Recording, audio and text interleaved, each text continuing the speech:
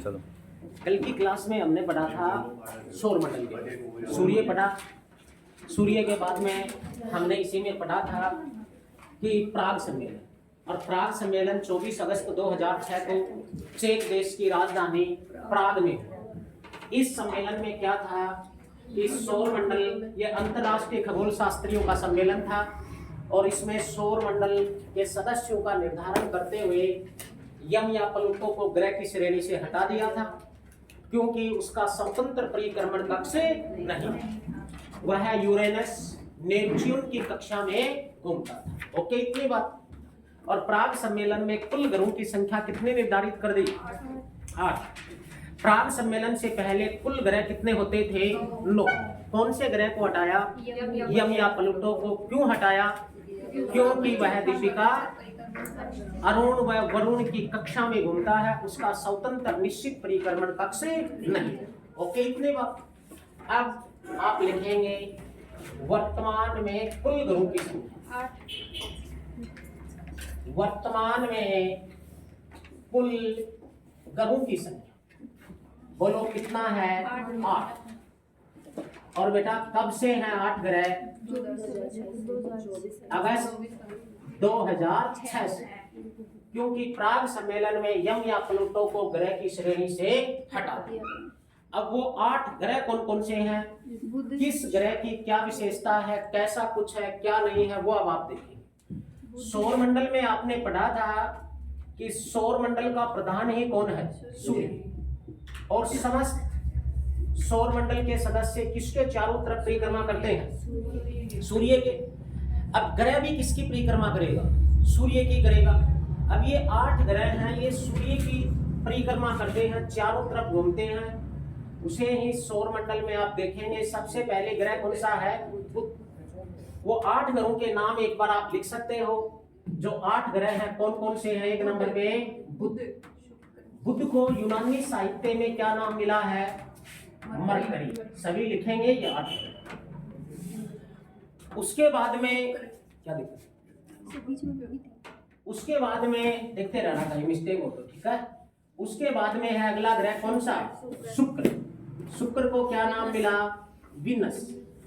ये इनके यूनानी साहित्य के नाम है बुध, मरकरी, शुक्र, विनस। उसके बाद में अगला ग्रह कौन सा आता है? पृथ्वी। पृथ्वी को क्या कहते हैं? अर्थ। बोलो क्या है? अर्थ। पृथ्वी के बाद अगला ग्रह कौन सा है? मंगल। मंगल को क्या नाम मिला है? मार्स। उसके बाद अगला ग्रह कौन सा आता है? बृहस्पति। बृहस्पति को क्या नाम मिला है? जुपिटर। उसके बाद में अगला ग्रह कौन सा है? शनि। शनि को क्या नाम मिला है?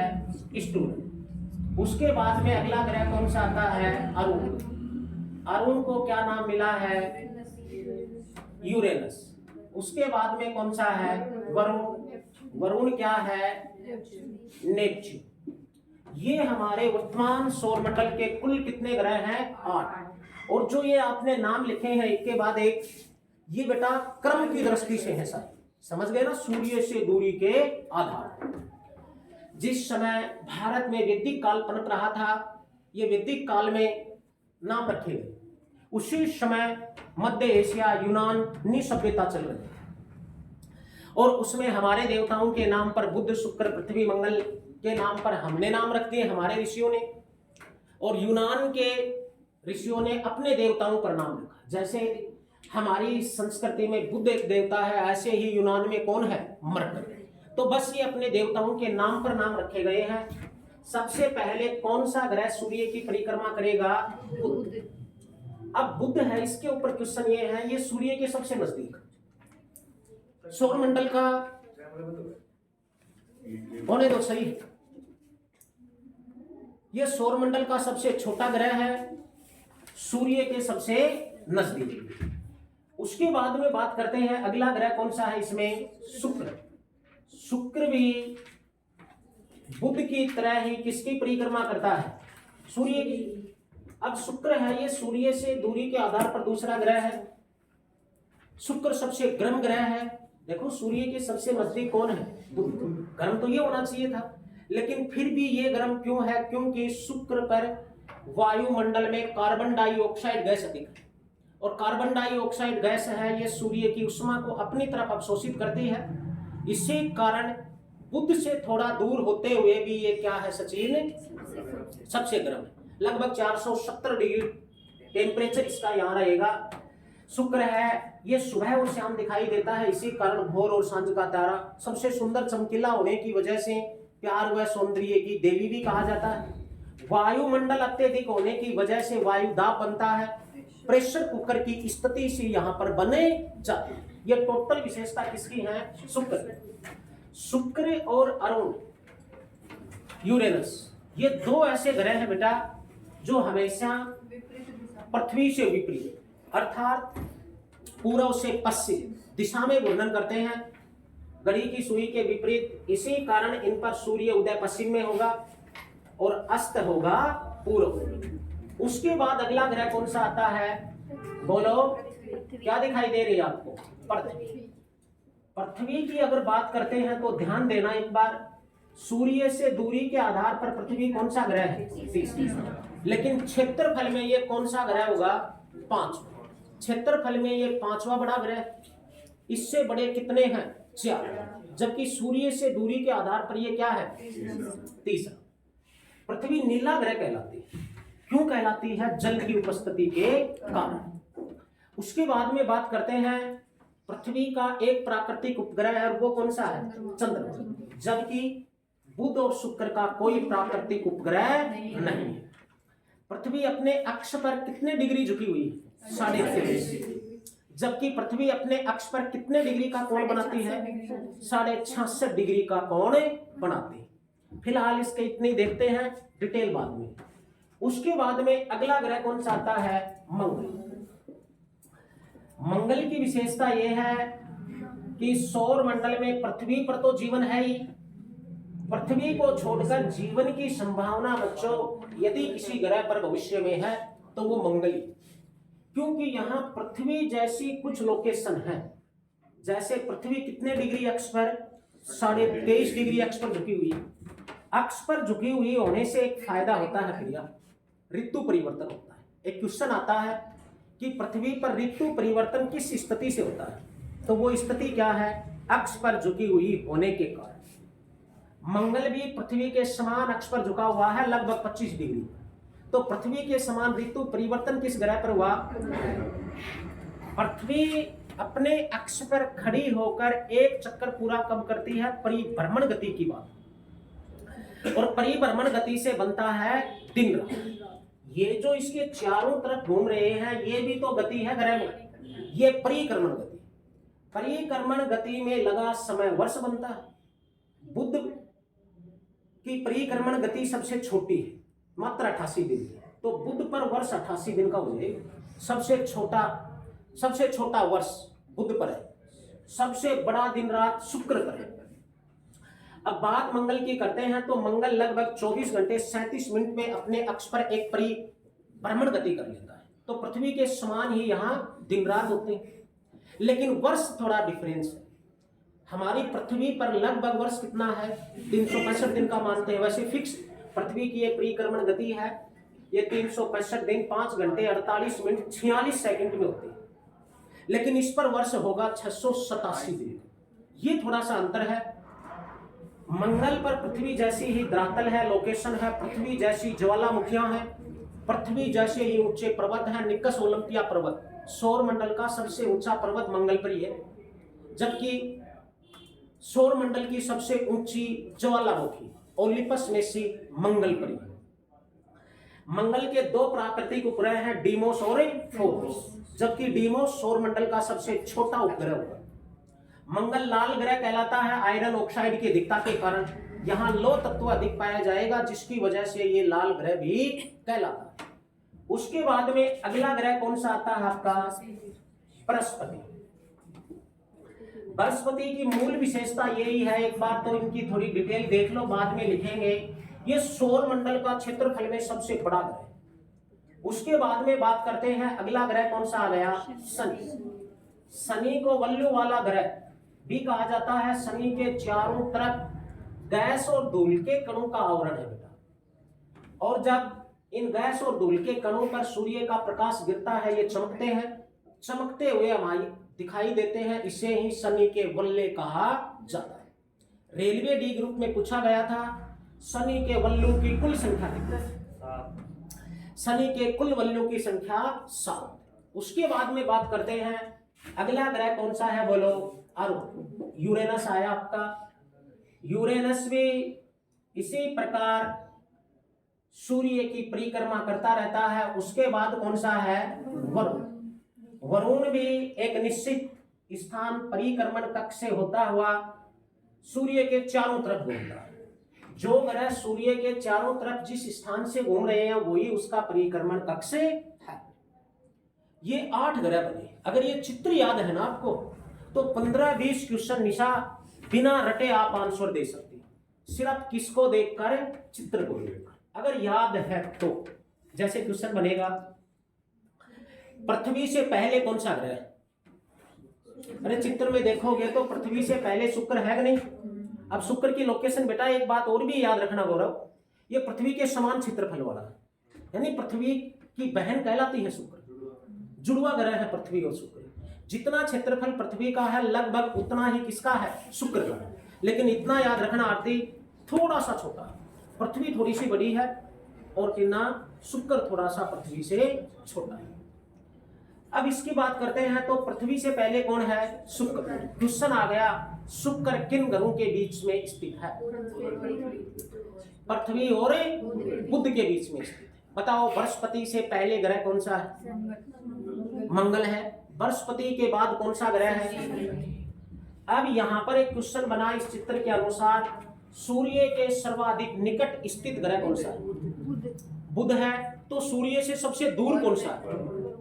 वरुण दिखाई दे रहा है।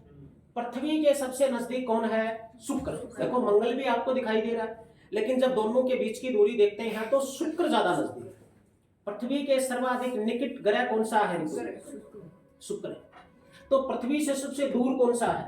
वरुण है। अब देखो सबसे गर्म कौन सा है? शुक्र है। अब सूर्य का प्रकाश सबसे कम किस पर दिखाई दे रहा है? वरुण पर। तो सबसे ठंडा ग्रह भी कौन सा है? वरुणी। ओके, इतनी बात। अब इसी में देखते हैं जो ग्रह सूर्य की परिक्रमा जितने समय में पूरी कर लेता है उस ग्रह पर उतने ही समय का वर्ष है। वैसे देखो ये परिक्रमण गति की चाल पर निर्भर करेगा, लेकिन वैसे समझने के लिए बात करें तो बुध के परिक्रमण कक्ष का घेरा छोटा है कि नहीं? तो ऐसे हम मान लेते हैं एक बार कि बुध पर सबसे छोटा वर्ष होगा। अरे कम दूरी में घूम रहा है, कम दूरी में घूम रहा है, जल्दी चक्कर पूरा कर रहा है तो घूमने में समय कम लगेगा और बुध पर सबसे छोटा वर्ष हो जाएगा। वरुण का परिक्रमण कक्ष देखिए आप एक बार, नेपच्यून का सबसे ज्यादा दिखाई दे रहा ना, सबसे बड़ा, तो घूमने में ज्यादा समय लगेगा, तो वर्ष की टाइमिंग यहां पर बढ़े जाएगी। सबसे छोटा वर्ष बुध पर है 88 दिन का, सबसे छोटा। तो सबसे बड़ा वरुण पर है 164.8 वर्ष का, लगभग 165 वर्ष मान सकते। सबसे बड़ा दिन रात शुक्र पर होता है 243 दिन का। जब पृथ्वी के 243 दिन बीत जाते हैं तब शुक्र पर एक दिन होता है। लेकिन सबसे छोटे दिन रात वाला ग्रह कौन सा हो जाएगा? बृहस्पति। मात्र 5 घंटे का दिन और 5 की रात, 10 घंटे का दिन रात हो गया। ये ऐसी कुछ एक बातें याद रखेंगे। अब देखो ग्रहों को 2 भागों में बांटा गया, एक होगा आंतरिक ग्रह, एक होगा बाह्य ग्रह। ये इस सौर मंडल का जो चित्र आपको दिख रहा है बच्चों, इसमें जो एक घेरा बन रहा है 8 ग्रह दिखाई, 8 में 4 अंदर दिखाई दे रहे और 4 रेणु हैं बाहर। जो इस घेरे में 4 आपको अंदर दिखाई दे रहे हैं बेटा, उसे ही कहते हैं आंतरिक ग्रह। अब ग्रहों को 2 भागों में बांटा है, आंतरिक ग्रह और बाह्य ग्रह। अब यही आपको दिखाई दे रहे हैं आंतरिक ग्रह। क्वेश्चन बनेगा आंतरिक ग्रह कौन से, या संख्या कितनी है? 4 है। और आंतरिक ग्रह हैं कौन कौन से बोलो, बुध, शुक्र, पृथ्वी, मंगल। क्वेश्चन हो जाएगा निम्न में से आंतरिक ग्रह कौन सा है या नहीं, कर दोगे इतनी। अब देखो इन्हीं आंतरिक ग्रहों का नाम है स्थलीय ग्रह। कौन से ग्रह, स्थलीय ग्रह। ये पृथ्वी जैसे स्थल है, यहाँ पर जैसा पृथ्वी पर आपको धरातल दिख रहा है, कहीं स्थल है, कहीं पठार है, तो कहीं पर्वत, ऐसा ही धरातल इनका मिलेगा। इसी कारण ये स्थलीय ग्रह, इन्हें ही पार्थिव ग्रह भी कहते हैं। क्या कहते हैं, पार्थिव ग्रह। तो एक ही बात हुई, आंतरिक, स्थलीय, पार्थ। स्थलीय से मतलब ये है कि यहाँ पृथ्वी जैसा स्थल आपको दिखाई देगा। अब इसकी बात करते हैं, ये 4 ग्रह जो दिखे आपको इस घेरे में बाहर, इन्हीं का नाम क्या हो जाएगा, बाह्य ग्रह। अब क्वेश्चन ये बनेगा बाह्य ग्रह कौन से ग्रह हैं, या बाह्य ग्रहों की संख्या कितनी है। तो यही क्या है, बाह्य ग्रह। बाह्य ग्रह कौन कौन से हैं, बृहस्पति, शनि, अरुण, बुध। ओके, इन्हीं बाह्य ग्रहों का एक नाम और है गैसीय ग्रह। कैसे ग्रह, गैसीय ग्रह। यहाँ पृथ्वी जैसा स्थल न मिलकर गैस के पुंज हैं, इसी कारण 4 स्थलीय है, 4 गैसीय। स्थलीय 4 कौन कौन से हैं, बुध, शुक्र, पृथ्वी, मंगल। जबकि गैसीय ग्रह, बाह्य ग्रह ही गैसीय है, घेरे में 4 बार, बृहस्पति, शनि, अरुण, बुध। ओके, इतनी बात, कोई दिक्कत निशा ना। अब देखिए इन्हें ही बृहस्पतीय ग्रह भी कहते हैं। क्या कहते हैं, बृहस्पतीय ग्रह। ये बृहस्पति की जैसे लोकेशन धरातल का है, सबसे बड़ा प्रधान इनमें क्या है, बृहस्पति। अब इन दोनों में यदि हम अंतर किया जाए, डिफरेंस किया जाए, तो याद रखेंगे आंतरिक ग्रहों का क्षेत्रफल छोटा होता है, कम होता है, किसकी तुलना में, बाह्य ग्रह। आंतरिक ग्रहों का घनत्व अधिक होता है। घनत्व क्या होता है इनका, अधिक होता है। जबकि बाह्य ग्रहों का क्षेत्रफल तो बड़ा होता है। क्षेत्रफल क्या होगा, बड़ा, जबकि घनत्व क्या होगा, कम। किसकी तुलना में, आंतरिक की तुलना।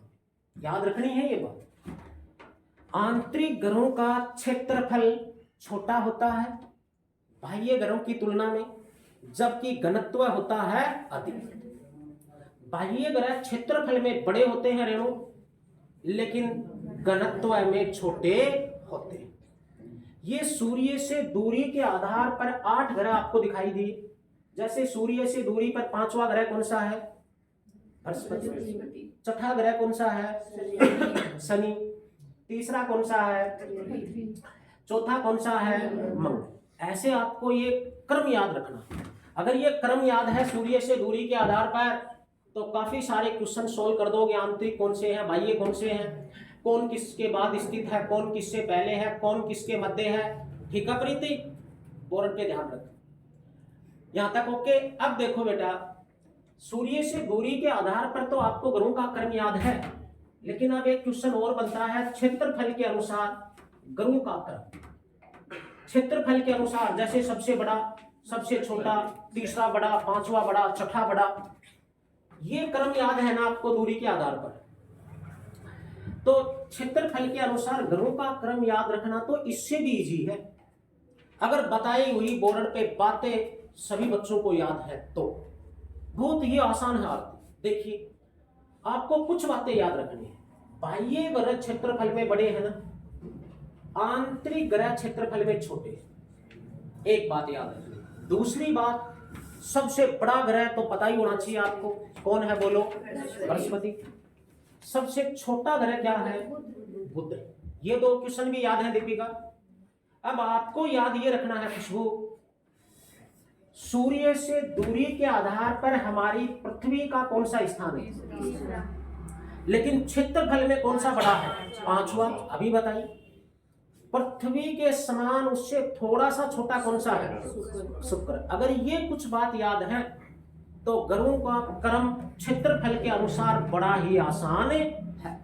देखो, अब 1 नंबर का बाह्य ग्रह कौन सा है, बृहस्पति। 2 नंबर का बाह्य ग्रह कौन है?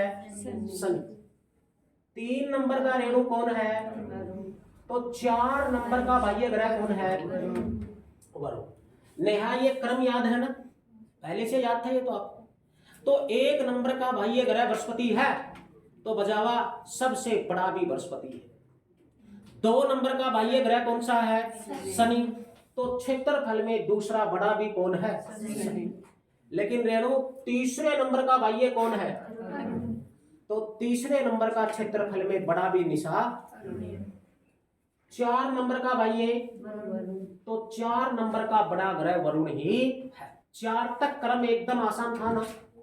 तो अब आपको प्रिया बताएगी 5वां बड़ा ग्रह कौन सा? अरे 4 तो याद हो गए तुम्हें, 5वां बताओ। पृथ्वी, क्योंकि ये तो पहले से याद है। पृथ्वी तो क्षेत्रफल में 5वीं बड़ी। 6 नंबर का कौन सा होगा? शुक्र। 7 नंबर पे कौन सा है? मंगल, क्योंकि 8 नंबर का तो सबसे छोटा कौन है? बुध है। तो 7 पे कौन बचा? मंगल। हो गए 8 ग्रहों का क्रम याद। लिखो क्षेत्रफल के अनुसार ग्रहों का क्रम में आप लोग बोलते जाइए। 1 नंबर पे बोलो क्या लिखे? बृहस्पति। 2 नंबर पे बोलो शनि। 3 नंबर पे बोलो बेटा अरुण। 4 नंबर पे वरुण। 5वां और बता रहे हो पृथ्वी। 6ठा बताओ शुक्र। 7 पे कौन आएगा? मंगल। 8 पे कौन बचा? तो ग्रहों का क्षेत्रफल के अनुसार क्रम बताओ कितना इजी है शशि। अगर कुछ एक बातें याद है तो, और वो कंपटीशन रेंज के बच्चे हो तो इतनी बात तो तुम्हें सपने में भी याद होनी चाहिए। सपना में और कुछ याद नहीं रहे खुशबू, सिर्फ ये ग्रहों की बताई हुई बात ऋतु याद है। ओके, इतनी बात गौरव समझ में आई सारी बात। अब देखो, आपने पढ़ा है सौर मंडल के सदस्य कौन है? ग्रह, उपग्रह, क्षुद्र ग्रह, पुण्य, धूमकेतु है कि नहीं? अब इनमें से क्षुद्र ग्रह क्या होता है? क्षुद्र ग्रह पर आपको कोई लंबी चौड़ी कहानी याद नहीं रखनी, 2 बात याद रखनी है, दीपिका मात्र 2। इससे ज्यादा आपकी रेंज में कोई क्वेश्चन उन पर है ही नहीं। सबसे पहले बात करते हैं क्षुद्र ग्रह क्या है। क्षुद्र ग्रह क्या है? अब क्षुद्र ग्रह क्या होते हैं ध्यान देना एक बार। ये कौन सा ग्रह दिखाई दे रहा है? मंगल है ना भैया। ये कौन सा ग्रह दिखाई दे रहा है? बृहस्पति। मंगल और बृहस्पति ग्रहों की कक्षा के मध्य ये छोटे छोटे पिंड आपको दिखाई दे रहे हैं कि नहीं? इन्हें ही नाम मिला है क्षुद्र ग्रह। बस क्वेश्चन ये होगा क्षुद्र ग्रह क्या होते हैं? तो मंगल और बृहस्पति ग्रहों की कक्षा के बीच में छोटे छोटे करोड़ों पिंड स्थित हैं जो सूर्य की परिक्रमा करते हैं नेहा। इन्हें ही नाम मिला है क्षुद्र ग्रह। या क्वेश्चन ये भी हो सकता है निशा, क्षुद्र ग्रह कहां पाए जाते हैं? मंगल और बृहस्पति ग्रहों की कक्षा के मध्य जो पिंड स्थित हैं उन्हें ही नाम मिला है क्षुद्र ग्रह। ठीक है साहिल। अब एक क्वेश्चन और बनेगा, एकमात्र क्षुद्र ग्रह कौन सा है सचिन जिसे हम नंगी आंखों से देख सकते? फोर वेस्ट। नंगी आंखों से मतलब है खुली आंखों से, किसी सूक्ष्मदर्शी दूरबीन की आवश्यकता न पड़े। तो एकमात्र क्षुद्र ग्रह कौन सा है? एकमात्र क्षुद्र ग्रह जिसे हम खुली आंखों से देख सकते हैं और वो कौन सा है? Four Vista.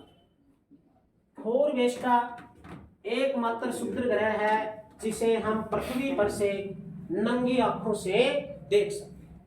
कुछ छोटे छोटे क्वेश्चन हैं, एक बार बताना। सबसे पहले बताओ क्षेत्रफल में सबसे बड़ा ग्रह कौन सा है? क्षेत्रफल में ये बड़े कॉमन क्वेश्चन है। सबसे छोटा कौन सा है? सबसे बड़ा वर्ष किस पर है? वरुण पर। सबसे छोटा वर्ष किस पर है? बुध पर। सबसे बड़ा दिन रात किस पर है? शुक्र पर। सबसे छोटा दिन रात किस पर है? बृहस्पति पर। अब देखो, एक होगा द्रव्यमान और एक होगा घनत्व। सर्वाधिक द्रव्यमान वाला ग्रह कौन सा है और न्यूनतम द्रव्यमान वाला कौन सा है? सर्वाधिक घनत्व किसका है, न्यूनतम घनत्व किसका है? ये 4 क्वेश्चन आपको और याद रखने हैं, लिख लीजिएगा साथ के साथ। सर्वाधिक घनत्व बोलो किस ग्रह का है? सर्वाधिक घनत्व मेरे बच्चों, सर्वाधिक घनत्व वाला ग्रह कौन सा है? विनस, शुक्र। उसके बाद में लिखोगे न्यूनतम घनत्व वाला ग्रह, और न्यूनतम घनत्व किसका है? शनि। शनि एक ऐसा ग्रह है प्यारे बच्चों, वो तो हो ना तुम, अरे प्यारा बच्चा तो हो ना, अब तो मुस्कुराओ। न्यूनतम घनत्व शनि का है। शनि एक ऐसा ग्रह है प्रीति जो जल पर भी तैर सकता है। आगे है सर्वाधिक द्रव्यमान, सर्वाधिक द्रव्यमान वाला ग्रह बोलो कौन सा है? बृहस्पति। सर्वाधिक द्रव्यमान वाला ग्रह बृहस्पति। निशा न्यूनतम द्रव्यमान, अरे भाई निशा न्यूनतम द्रव्यमान, निशा भी 2 हैं, दोनों मिलके बता दो। बुध। न्यूनतम द्रव्यमान किसका है? बुध का। न्यूनतम द्रव्यमान कई टाबर तो ऐसा ही टकोदियां ही कौन बोली। बोलना चाहिए क्लास में, अलर्ट रहना चाहिए। आधा घंटे तो पकड़ पकड़ के जगाना पड़ी, समझते हो ना? बता निशा, टका क्या था? टका नामक सिक्का किसने चलाया? किस धातु का था टका? अरे क्वेश्चन 2 हैं यहाँ पर, खेलड़ा 2। टका नामक एक सिक्का था बेटा, प्राचीन भारत में चला, हिस्ट्री में, इतिहास में। टका नामक सिक्का किसने चलाया? और टका नामक सिक्का किस धातु का था दीपिका? किस? बोर्ड पे देख, तो बोर्ड पे। मैं तुम्हें एग्जाम हॉल में भी दिखाई देना चाहूं, समझते हो ना ये बात? लेकिन तुम दोनों ही बात गलत बता रहे हो। टका नामक सिक्का शेरशाह ने नहीं चलाया। इल्तुतमिश, इस्लामी मुद्रा का जनक इल्तुतमिश था नहीं? 1211 से 1236 ईस्वी। गुलाम वंश का कौन से नंबर का शासक था? इल्तुतमिश गुलाम वंश का शासक था बेटा, 1211 ईस्वी से 1236 ईस्वी तक था दिल्ली सल्तनत में। लेकिन वो गुलाम वंश का दिल्ली सल्तनत काल में 5 राजवंश हैं, फूल खिले तो सांस लो, याद आया सूत्र? और उसमें पहले नंबर का राजवंश ही गुलाम वंश है। 1206 से 1290 ईस्वी तक है गुलाम वंश। लेकिन गुलाम वंश में इल्तुतमिश जो इस्लामी मुद्रा का जनक है प्रिया, ये गुलाम वंश का कौन से नंबर का शासक था? देखो ये हाल है तुम्हारा, क्या हाल है तुम्हारा? मेरे हिसाब से तो बुरा हाल है तुम्हारा, समझ रहे हो ना ये बात? अरे तीसरे नंबर का था, तुम मन ही मन में गुनगुना रहे हो। हाँ, तेरे मन में क्या चल रहे हो हमें थोड़ी ना मेरो। कुतुबुद्दीन ऐबक फिर आराम सा आया था कुछ दिन के लिए, और उसके बाद में आया है इल्तुतमिश। इल्तुतमिश ने टका नामक सिक्का चलाया जो चांदी का था, और इल्तुतमिश ने जित्तल भी सिक्का चलाया जो तांबे का था। तो टका और जित्तल इल्तुतमिश ने शुरू किए हैं। टका चांदी का था और जित्तल तांबे का था। ओके, इतनी बात। आ जाओ वापिस सौरमंडल पर, आ जाओ वापिस। तो आंतरिक ग्रह और बाह्य ग्रह लिखवाए या लिख लिए? सभी बच्चों ने लिख लिए? तो मिटा दे इनको, फिर भी लिख लो, कुछ ने नहीं लिखे हैं। ये इधर वाले तो लिख लिए होंगे कि भाई क्षेत्रफल के अनुसार ग्रहों का क्रम ओके। कर दोगे। उसके बाद में सर्वाधिक घनत्व, न्यूनतम घनत्व, सर्वाधिक द्रव्यमान, न्यूनतम द्रव्यमान। ओके, इतनी बात। फिर क्षुद्र ग्रह क्या है, और अब यहां पर इसमें चलते हैं तो आप पर्सनल एक एक ग्रह को पढ़ते हैं। ये सारी बातें याद रखना। इस चित्र को देखकर आप काफी सारे क्वेश्चन सोल्व कर सकते हैं अगर चित्र आपको याद है तो। और चित्र का मतलब यह है सूर्य से दूरी के आधार पर गुरु का ग्रह। एक नंबर का ग्रह लिखो बुध। अब मूल विशेषता बुध की एग्जाम लाइक क्या क्या है वो आपको याद रखना। बुध का ही यूनानी साहित्य में नाम क्या है, वन। अब बुध के ऊपर कुछ वन लाइनर्स क्वेश्चंस हैं, लिखते जाओ। सबसे पहले लिखो सूर्य के सर्वाधिक नजदीक। सूर्य के सर्वाधिक नजदीक, सूर्य के सर्वाधिक नजदीक ग्रह कौन सा है आरती? बुध। बुध के अगली विशेषता लिखो सबसे छोटा ग्रह। सबसे छोटा ग्रह है। उसके बाद में लिखेंगे मूल विशेषता सर्वाधिक तीव्र। तीव्र का मतलब है सबसे तेज। सर्वाधिक तीव्र परिक्रमण गति। सर्वाधिक तीव्र परिक्रमण गति। परिक्रमण गति से वर्ष बनेगा नया वर्ष। जो तेज चलेगा तो वो जल्दी चक्कर पूरा करेगा कि नहीं, और जल्दी चक्कर पूरा करेगा तो परिक्रमण काल सबसे छोटा होगा कि नहीं, और सबसे छोटा होगा तो सबसे छोटे वर्ष वाला होगा। लिखो तथा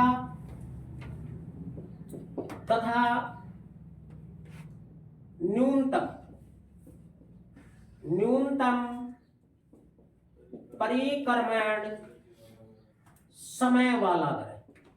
न्यूनतम परिक्रमण समय वाला ग्रह। इस बात का मतलब यह है कि ये सबसे तेज गति से परिक्रमा करता है सूर्य की, तो परिक्रमा करने में समय भी तो सबसे कम न्यूनतम लगेगा, और समय कम लगेगा तो वर्ष उतना ही छोटा होता चला जाएगा। लिखो सबसे छोटे वर्ष वाला ग्रह। सबसे छोटे वर्ष वाला ग्रह 88 दिन का। जब पृथ्वी के 88 दिन बीत जाते हैं तब यह सूर्य की एक परिक्रमा पूरी कर लेता है और सबसे छोटा वर्ष है।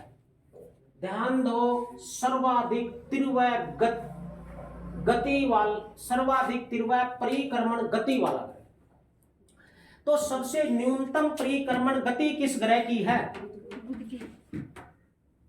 ये तो सर्वाधिक परिक्रमण गति है। सर्वाधिक परिक्रमण गति। तो बताओ न्यूनतम परिक्रमण गति वाला ग्रह कौन सा है? अरे जो सूर्य की परिक्रमा बहुत धीरे धीरे कर रहा हो, ये तो सबसे तेज कर रहा है। सबसे तेज कर रहा है तो समय सबसे कम लगेगा नहीं। अब ऐसा ही बताओ कौन सा ग्रह है जिसकी न्यूनतम परिक्रमण गति है? वरुण की है। तब ही तो उसको परिक्रमा करने में समय अधिक लगेगा, और समय अधिक लगेगा तो सबसे बड़ा वर्ष होगा नहीं। अरे जो तेज चलेगा उसको दूरी तय करने में कम समय लगेगा, और कम समय लगेगा तो उतने ही वर्ष छोटा हो जाएगा। जो धीरे धीरे चलेगा, अरे 400 मीटर की ट्रैक में आपको दौड़ना, और एक बच्चा बहुत तेज गति से दौड़ रहा है। तेज गति से दौड़ा तो दौड़ने की गति अधिक ठीक नहीं, लेकिन दौड़ने का कुल टाइमिंग सबसे कम हुआ नहीं। तेज दौड़ेगा तो सबसे कम समय में एक राउंड लगा के आ जाएगा, 1 ही मिनट में। और जो धीरे धीरे दौड़ेगा तो उसको 5 मिनट लग जाएंगे। तेज चलेगा समय कम होगा, धीरे चलेगा कुल समय बढ़ेगा। ओके, इतनी बात। आगे लिखो, सर्वाधिक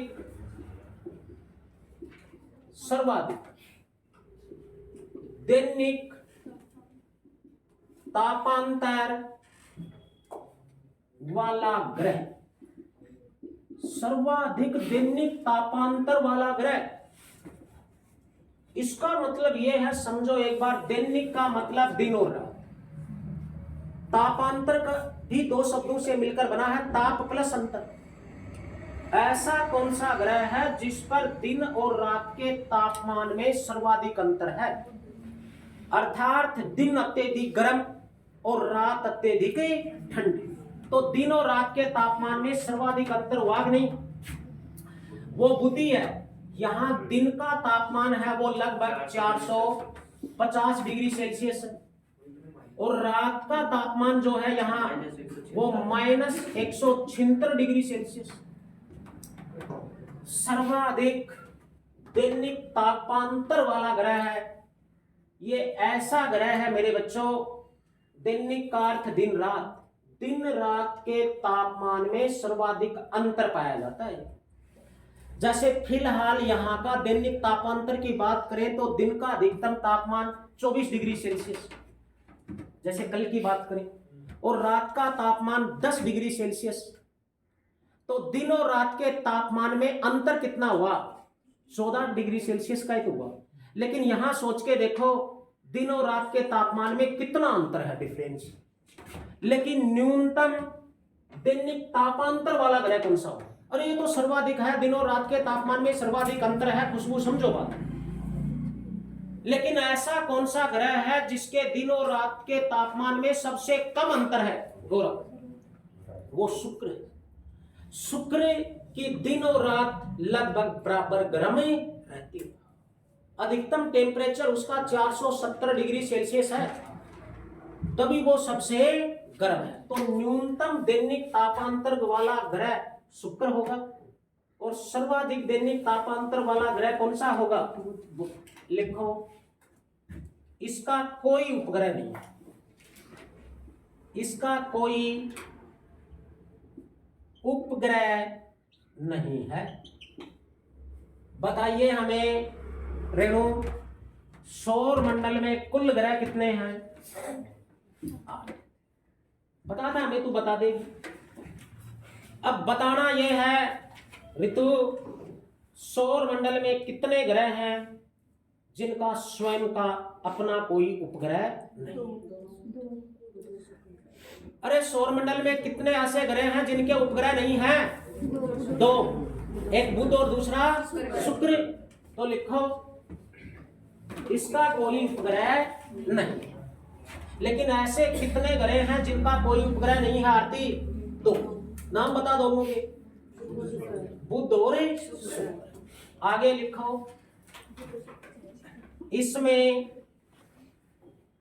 चुंबकीय गुण पाया जाता है, इसमें चुंबकीय गुण पाया जाता है, इसमें चुंबकीय गुण पाया जाता है।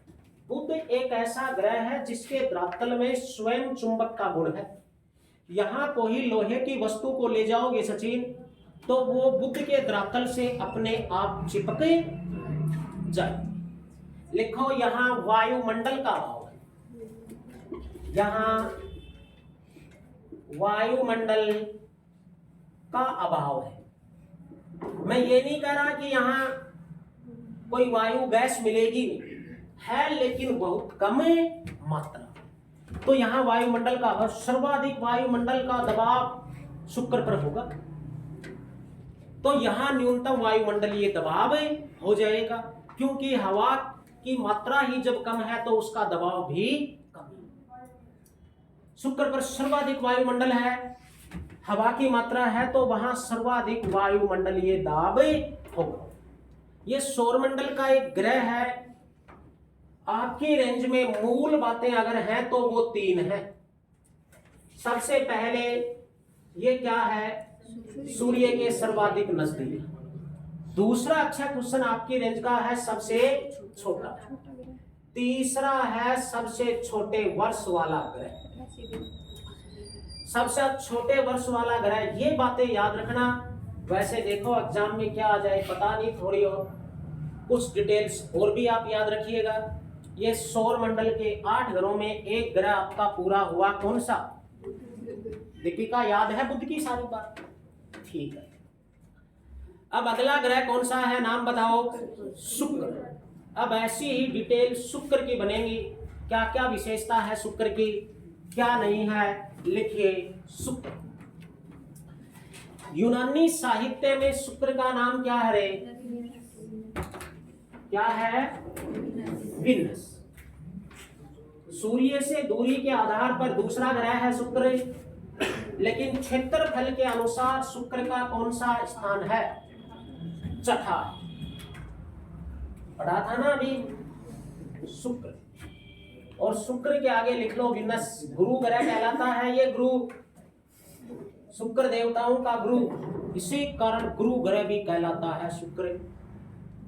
ठीक है, आज की क्लास में आपका इतना ही है। ओके।